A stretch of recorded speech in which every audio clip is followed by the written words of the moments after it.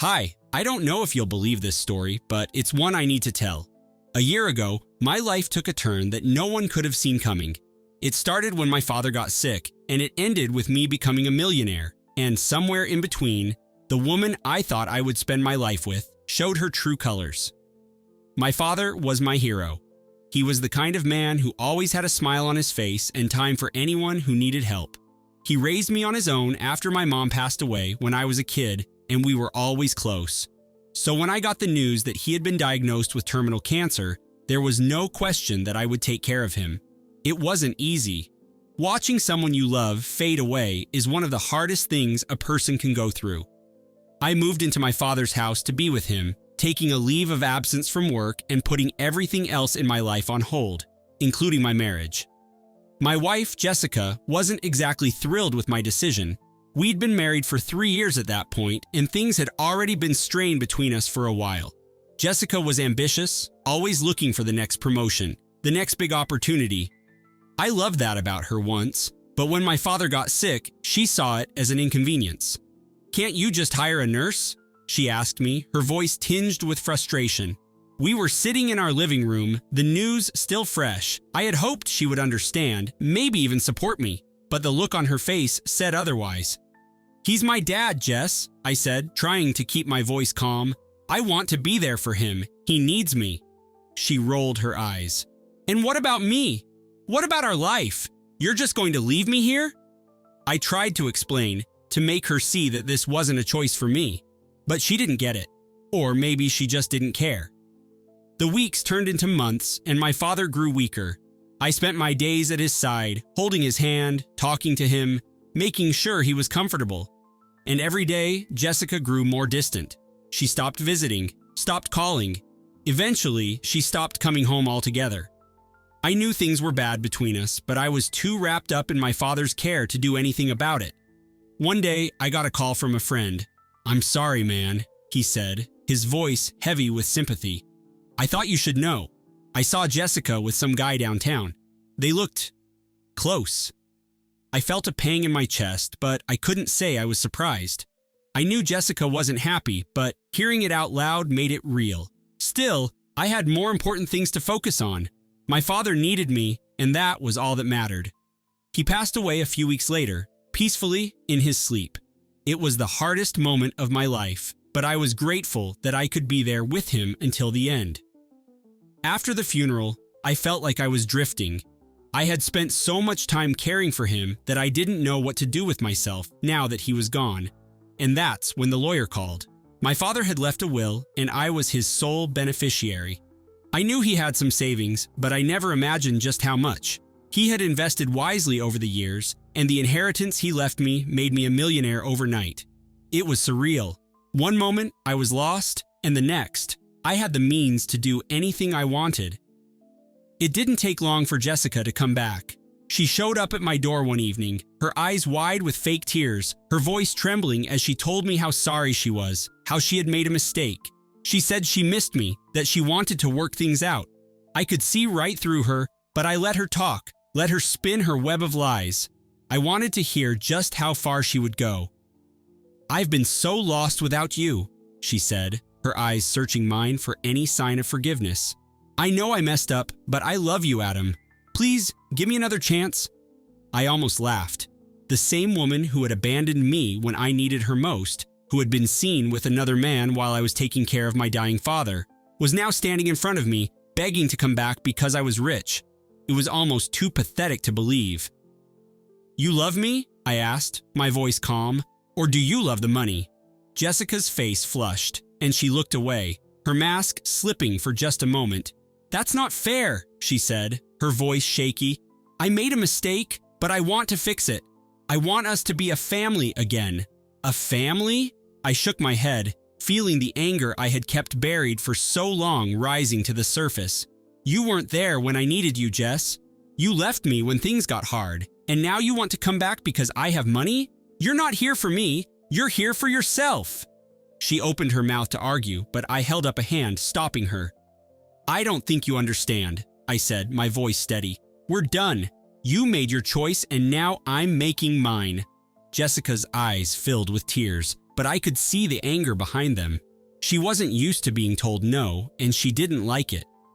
"You're going to regret this, Adam," she said, her voice low and venomous. I smiled, feeling a sense of peace wash over me. "No, Jess," I said. "I think the only thing I regret is not seeing you for who you really are sooner." She left, slamming the door behind her, and I knew it was over, really over. And for the first time in a long time, I felt free. The next few weeks were a whirlwind. I had meetings with lawyers, financial advisors, people who wanted to help me manage my newfound wealth. It was overwhelming at times, but it also gave me a sense of purpose. I decided to invest in things that mattered to me: charities, small businesses, people who needed a break. I wanted to use the money to do some good, to honor my father's memory. But Jessica wasn't done. I started getting calls from mutual friends, people who had heard things, rumors. Jessica was telling anyone who would listen that I had cheated on her, that I had abandoned her, that I was refusing to support her. She painted herself as the victim and me as the villain. It was infuriating, but I tried to rise above it. I knew the truth, and I didn't need to justify myself to anyone. Then the lawsuit came. Jessica filed for spousal support, claiming that I had left her destitute. She said that she had given up her career to support me, that she deserved a share of my inheritance. It was all lies, of course. She had never given up anything for me. But the legal system doesn't care about the truth, only about what can be proven. I hired the best lawyer I could find. She was a sharp-eyed woman in her 40s named Linda, and she didn't take any nonsense from anyone. From the moment I met her, I knew I was in good hands. "Don't worry," Linda said, her eyes glinting with determination. "We're going to make sure she gets exactly what she deserves." The court proceedings were brutal. Jessica put on quite a show, crying on the stand, talking about how much she had sacrificed for me. She even brought her parents in, who testified about what a wonderful wife she had been, how devastated she was when I abandoned her. It was all a performance, and I had to sit there and watch as she tried to tear my life apart. But Linda was ready. She had evidence, photos of Jessica with the other man, text messages she had sent to friends about how she was done with me, even financial records that showed she had been secretly siphoning money from our joint account for months before she left. Piece by piece, Linda dismantled Jessica's lies until there was nothing left but the truth. By the time it was over, Jessica was a wreck.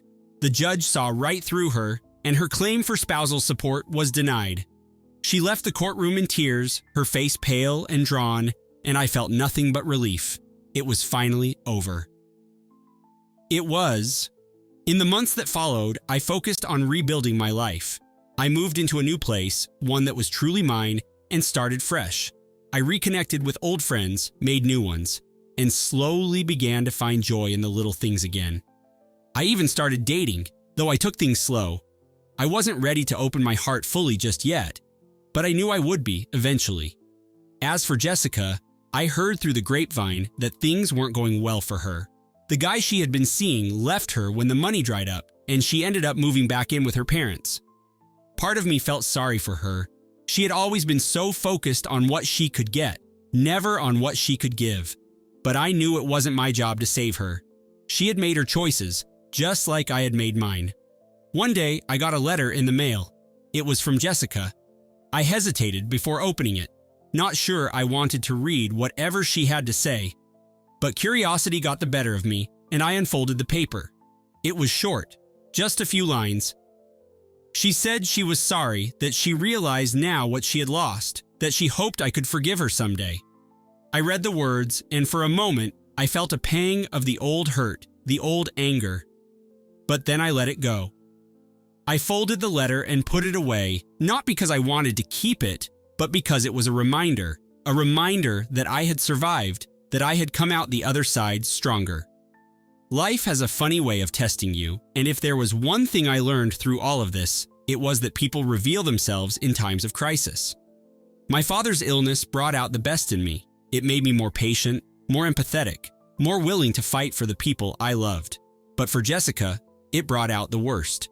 She showed me that she was willing to abandon the person she had promised to stand by, all because it was inconvenient for her. And that's the thing about love, isn't it? It's easy when everything is going well. It's easy to love someone when you're both happy and healthy, when there are no obstacles in your way. But real love, the kind that lasts, it's forged in the tough times. It's built on a foundation of trust and sacrifice, of being there when things aren't perfect. When I think back to those months I spent with my father, I don't regret a single moment. They were some of the hardest days of my life, but they were also some of the most meaningful. I got to be there for him, just like he had always been there for me. I held his hand as he took his last breath, and I knew, even in my grief, that I had done the right thing. As for Jessica, I realized that she had never really understood what it meant to love someone. She loved the idea of being with me, of having a partner, of the stability that came with marriage. But when it came to actually being there, to sacrificing her own comfort for the sake of someone else, she just couldn't do it. And maybe, in the end, that was a blessing. It hurt to lose her, to realize that the person I had loved wasn't who I thought she was. But it also freed me. It gave me the chance to start over, to build a life that was truly my own without the weight of her selfishness holding me down. A year after my father passed, I found myself standing in front of his grave, a small bouquet of flowers in my hand. The cemetery was quiet, the late afternoon sun casting long shadows across the grass. I knelt down, placing the flowers at the base of his headstone, and for a moment, I just stood there, letting the silence wash over me. "Hey, Dad," I said softly, my voice barely more than a whisper. "It's been a while, huh?" I took a deep breath, feeling the familiar ache in my chest. "I wanted to say thank you," I continued, "for everything, for always believing in me, for teaching me what it means to be strong. I hope I'm making you proud." I closed my eyes, letting the memories of him fill my mind, his laughter, his kindness, the way he always seemed to know the right thing to say. I missed him every day, but I knew that he was still with me in everything I did. "I think I'm going to be okay," I said finally, my voice steady. "I've got a good life now. I'm doing my best, just like you always taught me." I stood up, wiping away the tears that had gathered in my eyes. I looked down at the headstone, the words carved into the granite. "Beloved Father, always in our hearts." "I love you, Dad," I whispered, and then I turned and walked away, the weight on my shoulders feeling just a little bit lighter. The thing about life is that it keeps moving, whether you're ready for it or not. And for the first time in a long time, I felt like I was ready to let go of the past, to embrace whatever the future had in store for me. I knew there would be more challenges ahead, more heartbreak, more moments of doubt. But I also knew that I was stronger now, that I had faced the worst and come out the other side. And no matter what happened, I knew I had the strength to keep going.